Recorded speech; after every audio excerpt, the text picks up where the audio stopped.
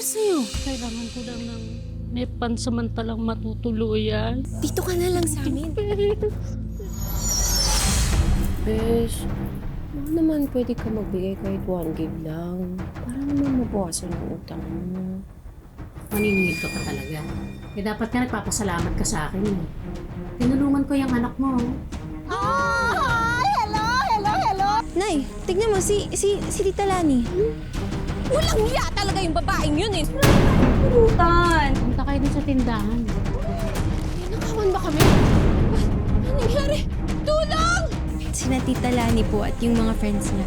Ba't mo pinasa kwarto ko? Kwarto mo? Sigurado ka? Hoy, umuupa ka lang dito. Ako pa rin may-ari ng bahay na to. Hindi ka nagbabayad ng upa, kuryente, tubig, pati yung mga paninda ko sa tindahan? Ba't ako magbabayad? Nahihibang ka na ba? Lumayas ka dito! Layas! Ba't ako lalayas? Ba't ako lalayas? Ha? Wala mo kaman!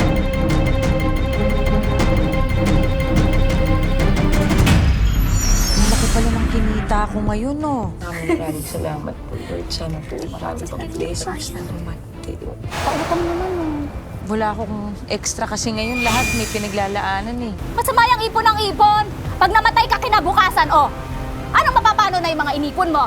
Hindi mo yan madadala sa hukay! Wena, pasensya ka na. Oh, ayan, dahil birthday ko, itodo mo yan. Wena, parang ang laki yata nung tinaya mo. Uy, syempre naman, sis. Eh, syempre parang malaki din yung panalo. Eh, hindi ka na yata nagtatabi para sa inyo ni Jean. Wala po akong kasama sa bahay. Eh, nasan ba nanay mo? Nasa pasugalan pa po. Pag nanalo ako sa sugar, babawiin ko yan! Hanggang tindahan, naririnig ka namin. Buisit ka, daya ka.